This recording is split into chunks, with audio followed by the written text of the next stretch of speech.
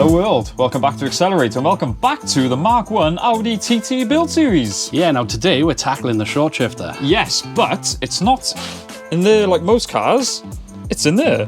Most of the cars we've come into contact with and we've modified with short shifters, you basically strip the interior apart because it's modified from that end of the cables or linkages. But on this car, obviously because it's an Audi and it's different, you modify it from the gearbox end. But first of all, what is a short shift, Cuz? A short shift basically is what it says on the tin. It just reduces the throw, obviously to make a quicker shifting.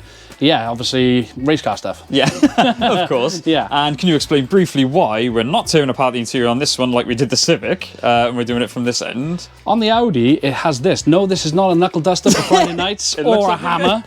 This is actually the short shifter I bought. And I bought this second hand off Joe Bailey. I bought the intercooler and everything off him. He's going to be famous because of us. I know, yeah. Remember us.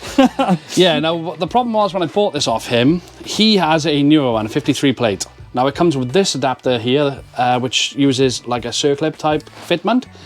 I have an old style one, which is a ball fitment. Of course it was different. We went through the trouble of opening it up. We were sort of planning on how we could modify it, only to realise yours is different. Yeah, mine's of course it is. Of course it is. Nothing straightforward. So yeah, so I had to order this online. I paid him, I think it was around 30 quid for this. These are about 55 quid with the packs of these. Now he didn't have the pack, so I had to buy that. That was an additional £12.99. Yeah, that is worth saying. If you buy them brand new, they do come with the adapters because there's three different types. It does come with the three, but if you buy it second hand, either ask the person if they've got the others or just double check to make sure. Yeah, we didn't even think of it, to be honest. No. Not his fault. I mean, but this is why we're doing the research for you guys, so hopefully we can help you out. Exactly. But they are available. That's what surprised me. You can buy them separate. You can, yeah. So first things first, yeah. Before we start stripping, shall we? That's not the top of the video, is it? We're going to jump inside and show you. We're going to measure the original throw of the gear shift, and then obviously measure it when it's done to see if it is actually worth doing. Yeah, we'll see. The thing that's going to get me with this is the TT is a sports car, so I imagine that the shift it doesn't feel long to begin with, does it? It is quite a short shift anyway, to be honest. I'm very curious. So standard measurements. Standard measurements, third to fourth. We're going to go. It's 123 millimeters in third. Yeah, in third. Into fourth, it's 207. That's very good. Yeah, now I don't know what that means. Yeah, we don't. Right, so now we can do your favourite part. Yay, strip it apart. Let's get this thing apart. We began, of course, by removing the cover plate for the battery, then proceeded to remove the air filter and the heat shield. Of course, if you're not running an induction kit, you simply remove the factory airbox. Once removed, you can see the shifter mechanism attached to the top of the gearbox here.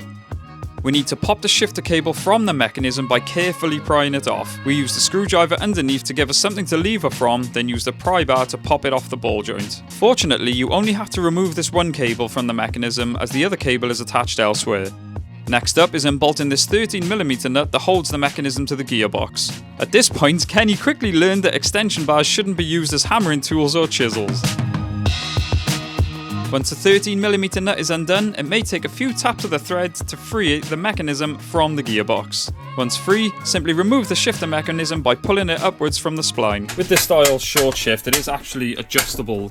If you position the ball point at this end, that is going to be very similar to the stock throw, but if you want the shortest one possible, then locate it closer to the spline bit here. This is what the standard one looks like compared to your new short shift. So as I said, if you place the ball at the top there, it is going to be closer to the standard one.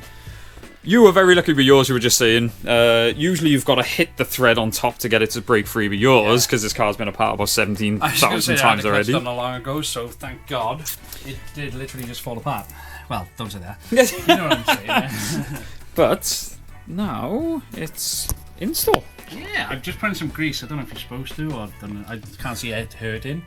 Yeah, that's a very good point actually. Any sort of ball joint, especially with a shifter, we would recommend just grease anything you can. Like you said, you're not going to harm anything. Here, obviously, where it slides in and out there and there, this surely is going to help.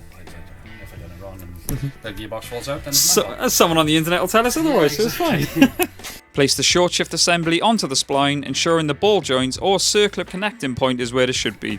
The short shift does literally slip onto the spline. Now, one thing worth noting, yes, it is splined, and yes, does have to be in the right position. Yeah, now on this, the original one, the same as on the new one, it's got a little notch where you got the teeth. There's one missing, it's like a flat piece. it just lines up on there and it just pushes straight. So you can do it wrong, but it's very hard to do it wrong as long as you use your head. Yeah, well. Also, look, I just want to show you where I re-greased that. That's like old grease. So it's all dry, so yeah, because it obviously came dry, so worth greasing up. Definitely. We continued by reattaching the 13mm nut to the short shift. We then popped the shifter cable back on by firmly but carefully pressing down until it clicks into place. That is the short shift installed. Let's see how it feels. Someone's happy. I take it feels different then. Not really. No.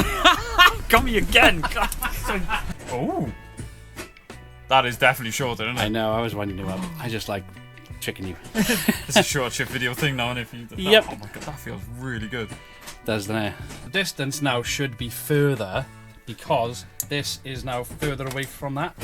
Obviously, Science. Yeah. It does make sense, guys. Trust me, Yeah. we should have an argument about it. By our calculations, if I remember what the other ones were, I'll be able to tell you. 123 mil and 207.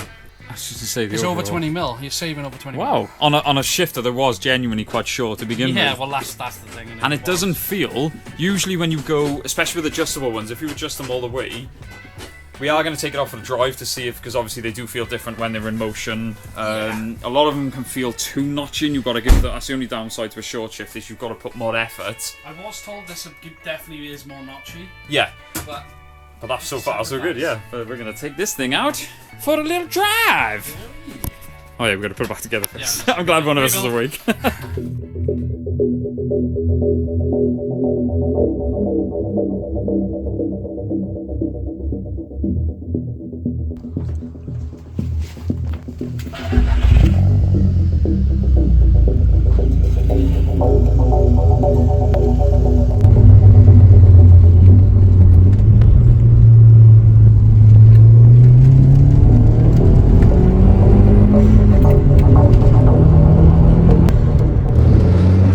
yeah, obviously the throw is so much better, so much nicer.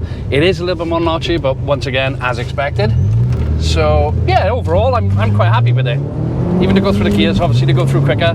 You have got that stupid rev hang crap on each one, which I absolutely hate, but hey ho. Yeah, the short shifter's usually about 53 quid, 55 quid, something like that. So for the money? Yeah, for the money, it's definitely worth a shot. And as far as short shifters go, we've installed a few in our time, and this has got to be the easiest one that we've done. Oh, definitely. So I would say, yeah, definitely, and really easy to fit, which is really for us. Which is fun when stuff actually goes to plan. Hell yeah. It is mad. Going from neutral to first, it literally clicks into gear. And I didn't drive it much, but the positivity of like it gives you that reassurance that it is clicking into gear. It's notchy, but not too notchy. Just for the money, this is a wicked little mod. Possibly one of the best mods for bang for buck. Bang for buck, yeah. Just for driving experience. It is like, I just find myself, I just want to keep changing gear. Yeah, you'll watch my clutch. You wear my clutch out, it's new. Short shifter installed on the TT, and overall, I would say, both really happy with it, in fairness. I gotta be honest, it was one of them jobs I was thinking, oh, this might cause a couple of problems, trying to get that nut off and everything, but yeah, we were lucky. I thought it was like my worry was, especially when you adjusted it all the way, I thought, is it going to ruin it? But even on full adjustment, so on the shortest throw, it's so nice. It is, it's not too notchy, don't get me wrong, it is more noticeable, but it's really not that bad. It's definitely livable. What you would expect from a short shift, in fairness, so yeah. Awesome bang for buck. Go get one. Buck mod. Yeah, just go and get one. Stop watching this video and go and buy one now. But we have got obviously a lot more. This is where stuff's going to get really exciting for the TT. Yes. I'm actually away next week, but Kenny is finally getting one of our favourite mod, the ones we've been looking forward to, and the one I've been dreading, so I'm glad you're doing it on your own. I gotta trim the bumper, I gotta trim the slam panel because I want to really expose the intercooler. I want to make use of the intercooler. It's literally going to sit. There's another reason we've done these speed holes. It's going to hopefully sit nicely behind. Yeah, this is it. Now, obviously, I've got that slam panel. Oh yeah. With the holes already in it, so I got to change that over. But yeah, I need to chop it out. And yeah, basically, let's just get as much air in as possible. Exactly. I'm going to do the fuel pump at the same time. The only thing then is mapping. So that's it. Once the fuel pump is in, we've got the fuel pressure regulator, but that's got to be done while it's down to TTC being mapped. But that's it, guys. That is.